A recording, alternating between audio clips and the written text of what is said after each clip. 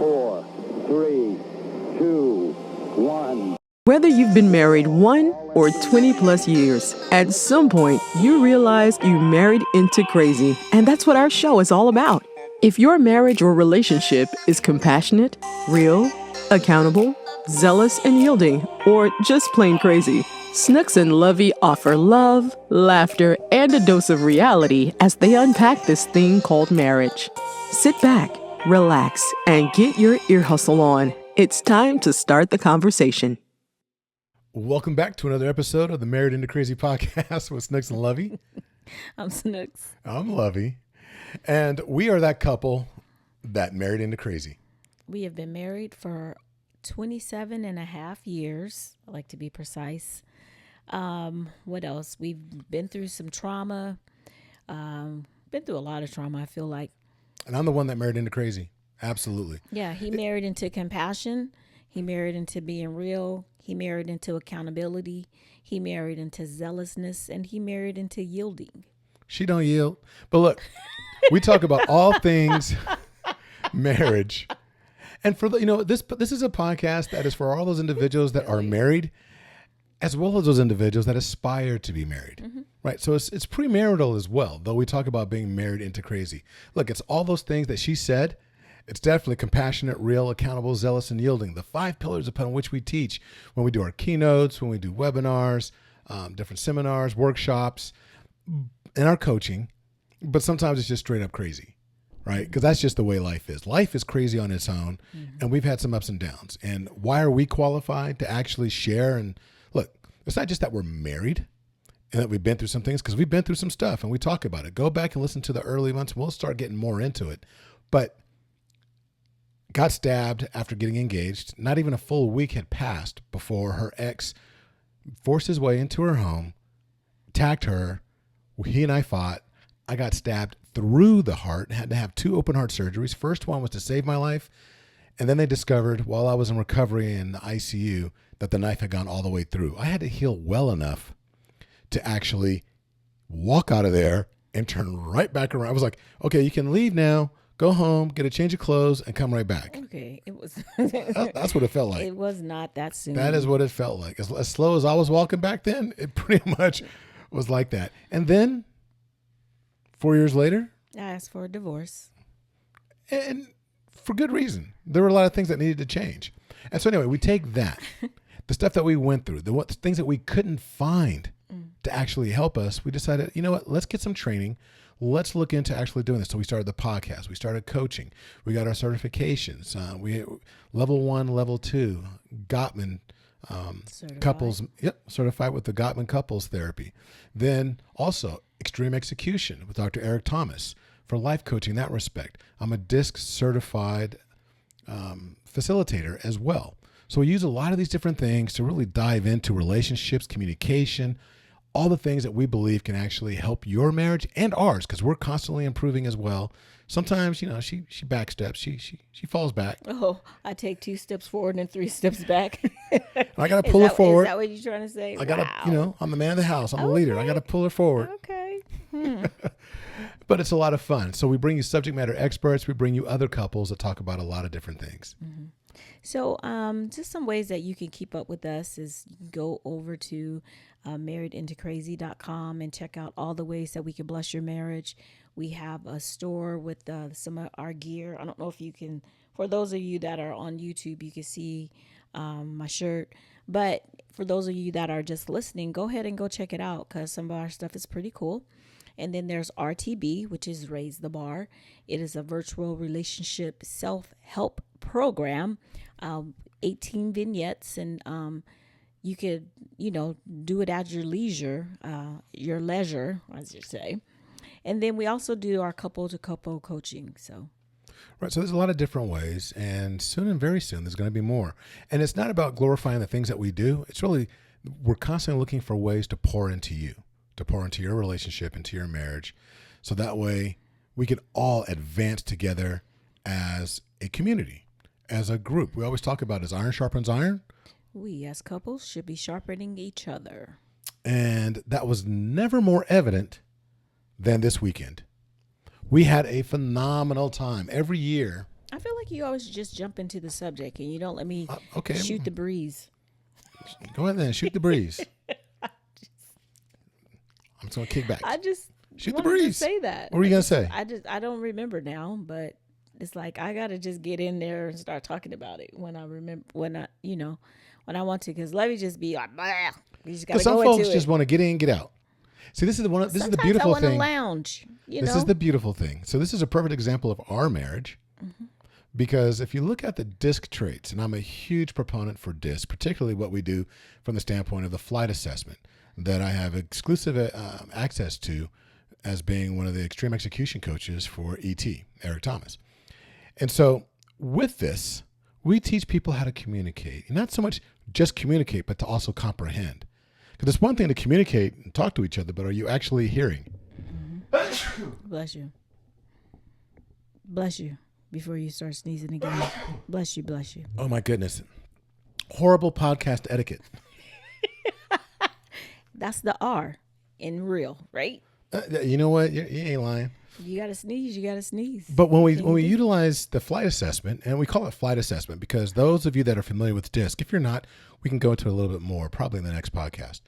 But there's 4 specific traits: the D, the I, the S, and the C. I'm not going to go into all of it right now, but we've actually characterized it as having certain personality traits too. And it's like taking a trip somewhere where you have a pilot, you have a flight attendant, your ground crew, as well as your air traffic controller. There's specific traits that are associated with each of those.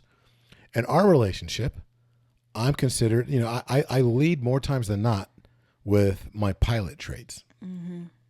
Snooks has a tendency to lead with, I lead with pilot and flight attendant, more so pilot. She has a tendency to lead more with her ground crew and her air traffic controller. Perfect example is, as a pilot, I like to get from point A to point B. Let's get there. Shortest amount of time is a straight. Not all the time. Shortest distance, Not all straight the time. line. Not all the time. Some people like taking the scenic route. Snooks wants to shoot the breeze. Only. I is for you, right? That's the shoot I can get the a little wordy. breezers. But we're not going to go in. This isn't You know about what? this. I was about to say you didn't took all of what I was saying as far as you just want to get into it, and you turned it into a segment for DISC. That's not what I wanted to talk about. What do you want to talk about? I don't remember now.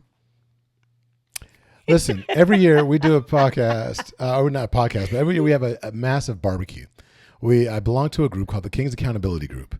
Shout out to all my kings, and don't you dare say it. I knew she was going to say it. What? It's not CAG, it's CAG. It's a 501c3 organization that is focused on creating a safe place, a place for men to actually come across the United States. Actually, it's worldwide now. And to come together and talk about life, success, creating pathways, networking, making sure we're taking care of each other, but also giving each other an opportunity to really share and figure out how do we become better men. And we lift each other up as lions and these kings. And so every summer there's a barbecue where men fly in from all over the U.S. We had guys flying. I'm in California, and guys flew in from Boston and New York and Texas. It varies every year, but these guys come in for the sole purpose of coming together as a community. And the beauty of it is if they're married, they bring their queens. And the kids, too. And the kids. Yep. It's a family event. We call it the King's Accountability Family Reunion. Everybody comes together, and it's held in a beautiful spot with one of the kings at his very beautiful It's home. illustrious chateau. But it's community. And there's nothing better than sitting around having a conversation with guys that, are usually restricted to a little Zoom box. And you see their queens over there talking. Snooks was over there chopping it up with all these other ladies that were there. And it was nice to have a community of couples. So you said there's nothing nicer than to have, it would have been nicer if it was cooler. I was watching the temperature or the weather all week, and then of course there was a big spike at the end. But kind of to your point, what you said about just seeing everybody be together, I love it when I see you connect with the guys, because I know that you always, you typically, you just see them for the most part, most of them on on camera, on screen. And the joy that you guys have is so authentic and it's so genuine, and everyone's just hugging each other and just having a great time, just talking or whatever it is about, whatever it is that you're talking about. There's all these different conversations going on. You're and it's like you're meeting strangers, but they're not strangers because you have the connection with them. But while we were there, like Lovey said, most of the women, we get together and we're trying to stay cool or whatever. And it was just a thought that came to me. It was like, this is what community is about, as far as in marriage. These are the things that we strive for, to have the connections with people who love each other, who love to have a good time. And, and it's good, clean fun, no arguing, no whatever, nothing bad going on. Of course, we was over there talking about y'all, and everyone's laughing, and it was just so much fun, Well, there was no arguing this year. This is the fourth one that we've done. The last 3 years, they were playing dominoes. There was some arguing going on. That's right. No one was playing dominoes. Dominoes and spades. Not this time. I think it was too hot. But even then, it was fun because just listening to them talk mess about whatever is that good.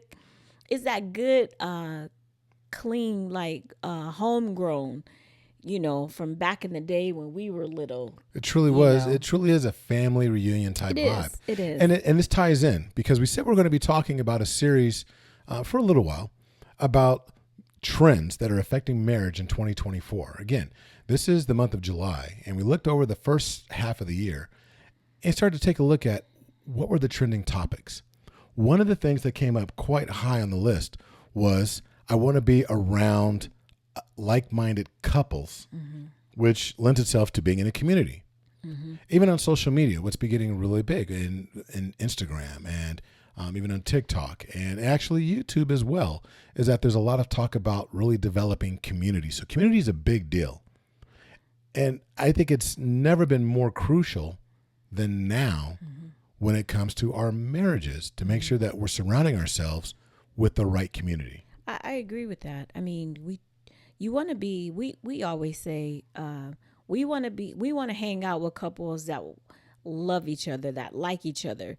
In the past, we've been around couples that it's like, oh God, here they go, and you're not looking forward to really spending time with them because you're always waiting for the other shoe to drop when they gonna argue or who's gonna be mad about what or whatever. You want to be in a great community. I mean, there's so many benefits from being in a community, with a marriage community where there's obvious love. People are just happy. Everybody is funny. It's like, oh, if the husband came and he didn't have, his wife wasn't there. Oh man, where's your queen at? Everyone, that's how they acknowledge it. The kings and they have their queens or whatever. And the guys would come over and check, y'all okay? Everybody was just making sure that, we were taken care of. It was like a brotherhood. I think last year I mentioned that. It's like, I got a whole bunch of little brothers, because they're his brothers through CAG, so. CAG. It's a hard G. It's a hard G. She keeps saying it, makes it sound like vag. CAG, it sounds like, what is that? It's hard. Gag. It's whatever. hard. Anyway, listen. Vag? Really? What the heck? I will say this. It's a beautiful contrast.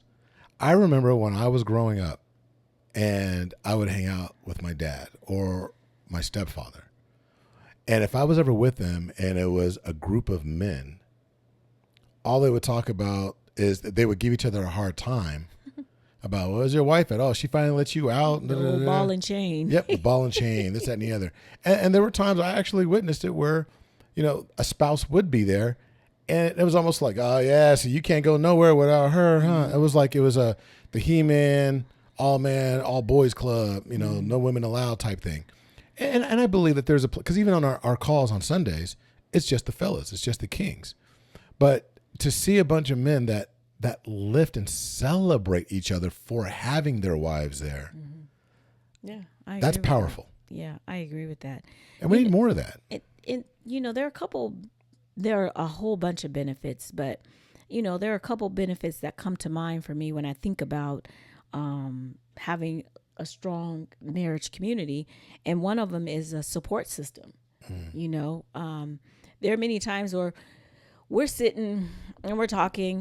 There are some of the women we keep in touch outside of the barbecue. We gotten each other's numbers, whatever, and we've grown to have a support system with each other. So we're talking about certain things, or I'm like, oh, I understand, blah blah blah, whatever it is. But you have the support of another woman who is down for your marriage too. So many times, and that's another thing that we talk about, making sure that you're surrounding yourself with people who are not just down for you, but who are down for your marriage. And with these couples, because we met as couples, so we're just like, trying to make sure that we're feeding into each other as a couple, being there to support. When we lost our son, the little brothers at CAJ came and supported, and the wives or what have you. So that was another form of a support system, Exactly. Because 2 years ago, they all met him. Kaylin attended the barbecue with us, and they poured into him in that moment, sat him down, had conversations with him, trying to really give him a different perspective on life, what have you. And then when things went south, and we lost him, they were the first guys. There was when we had the memorial, there was a contingency of representation from the King's Accountability Group that came to support us. Mm-hmm. They were at the memorial. They had their own table. And it was funny that when things needed to happen, it was overwhelming because it was a large venue and we still had to keep finding chairs to allow people, to make accommodations for people to sit down.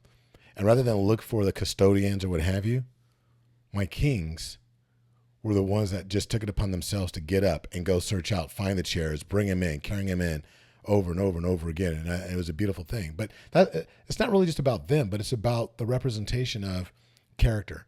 And I think that what's lost sometimes is that there's so many different trends. And this is just one that we're talking about. But there's a lot of things out there. There are trends that actually are pulling marriages apart or trying to redefine what a marriage looks like from the standpoint of there's polygamy, there's polyamory, there's all these different things that people are doing that are different.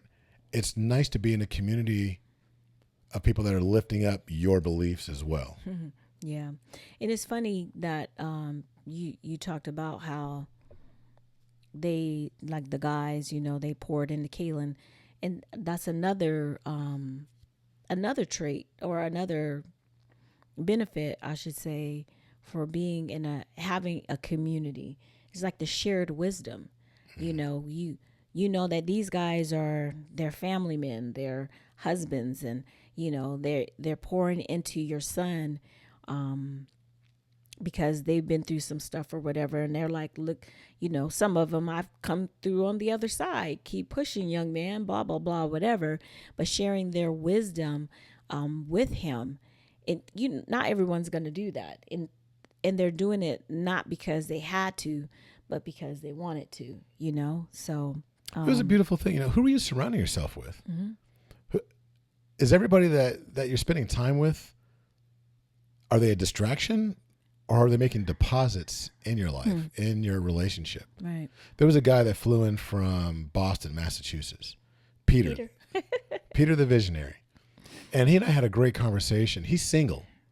He's looking for his queen. But what's more important to him is that he's becoming a king to attract the queen that he's looking for. And we've had lots of conversations. And I've known Peter for a while, but it was our first time actually meeting physically. Snooks and I used to be facilitators for the Thank God I'm Married community for E.T., Dr. Eric Thomas. And there was a period where what we did was we brought on 2 single facilitators, him and Ovi. And to have a female perspective and a male perspective that were single but would offer a different voice as they're going through things. And Peter and I just chopped it up again this weekend, that it meant a lot to him to actually be in the community of men that were married, so he can actually, get optics on where he needs to be, where he wants to go in order to be that type of husband when the time comes. And I just told him this weekend that it was beautiful to be able to be in a situation where we can be with him as well, because it also offered perspective, like, hey, don't lose sight of what it means to be in pursuit. Right. So he reminded us to pursue our wives. And again, he's not married, but he's within the community and doing positive things. That I feel like that lends to accountability. He's already taking the accountability from for himself, making sure that he's the man that he should be, or that he wants to be for his future wife, and he's learning that in this marriage community. A lot of times, and so, it's funny that you even say that too, because one of the ladies that was there, she's single, and she said something to me about, all the podcasts, maybe doing something for single people, like giving some advice or whatever for single people. And I told her, I said, yeah, like a year or two ago, about a couple years ago, we did a singles panel. We did and we did a follow-up show. So, but one thing that kind of kept coming up is start doing the traits that you want. Become the individual. Right, exactly. Become the husband. Become the wife. Say, be the wife already. As far as in mindset wise, so that when it does happen, it's not such a big shift. So I didn't know that Peter had said that to you. Oh yeah, but yeah. And it's so funny, we met individuals this weekend, and again, we're just talking. I know we're talking a lot about this weekend, but there's so many examples. Well, I was about to say, but I feel like this weekend there were so many, like you said, examples and so many principles that we can get from our experience that we had just in one day. There was a brother there. He owns a barbershop over in San Francisco, Hidari, and we had a great conversation about. I've seen him multiple times, but we've never really chopped it up. Right. And he's always been a friend of a friend. He's like a childhood friend of one of the founders of the King's Accountability Group. So he's always in close proximity. But this is the first time we really had an opportunity to sit down and just talk. And he just said, I've owned this party bus for the longest. And he goes, for years, I've been telling my wife that we need to get some couples, get together and just jump on the party bus, go into Napa, do wine tasting, but with other married couples that are looking to do positive things in their marriage, and just being in that community. He goes, because it's easy to get caught up in your business. It's easy to get caught up in life, in your kids' school activities, in your jobs, and just all the things that we go through. And you forget that it's extremely important to really sit down and have conversations with like-minded couples. That social connection. Oh, absolutely. You talk about social media. Let's get back into just being social humanistically. So what's his name? Hidari? Yeah. I am down for it. I'm there all day, okay? All day I'm there. So give me a date in this home. Right. So no, we exchanged information. So he's got our card. So he's going to be reaching out. We're going to connect and really set something in motion, because we had talked about us putting on the first annual Married into Crazy Winter Ball and Marriage Conference. That's going to be taking place on February 7th and 8th, 2025 in Sacramento, California. Ooh. Our very first one. So we were chopping it up, talking about that. And all these guys are like, I'm flying in. I need the date so I can be there. And, and it's going to be an amazing thing. We already have speakers lined up, the whole 9 yards. But one thing that the guys I was talking with, that they're hearing it for the first time, was that they've been to marriage conferences and they've been to retreats, but they really wanted to come to something that was just all different perspectives, all about marriage. Different things are going to help build them up. And it just showed me that there's a lot of men and women out there that have a heart for trying to figure out, give me the resources, give me the tools. And those things are generally discovered. Don't lose sight of the number one resource that you have. Well, the number one resource is God. That's going to be going to prayer, getting in the Word. But quite honestly, a close second is who you're surrounding yourself with. The person next door, literally could be the greatest resource. Someone that's going to call you to the carpet when, you might have said something in the wrong tone to your wife. Do you have somebody that will check you? I got about 60 men that will stand up and put me in my place if they ever heard me talk, a certain way, talk crazy to my wife, or if I made some questionable decisions. These guys, there's 60 different leashes leading in different directions, and they will all yank on it. Yep. And another thing too about that, like you said, the resources and stuff, resource sharing is so important. Our brother went to a conference, and we were doing something else, and we couldn't be there, and he sent he sent texts, the whole weekend, and he was like, man, I wish you guys could be here, blah blah blah, whatever. And then there was like, he showed me the stack of books, and I was like, ooh, get those. And so he got them for us, but that's just another benefit of being in a community. He's sharing his resources, and we're talking about, oh, hey, no, conference, blah blah blah, whatever. Somebody's looking for a retreat, someone's looking for a conference. Oh, I went to this and this was good. And so we're able to pass information on. That's important, because a lot of times I think a lot of couples may feel like they're going about this by themselves, and they're not. So, and nobody's passing judgment. No. Believe that when somebody shows up to these types of events, whether it's a marriage retreat, a conference, or it's a community of couples coming together, depending upon who's putting it on, more times than not, though, people are just there because they're searching for a group of event. They're looking for their tribe, right? We always talk about tribes and how they're looking for their tribe. I want to find my people, somebody I can be around and just let my hair down, relax my shoulders, and know that I can be real. And that as a couple, that you can be real, like, yeah, we're going through it. We're having some issues, and right. It's a safe space to be vulnerable. There was more than one brother that I spoke with. It was like, bro, can I talk to you sidebar?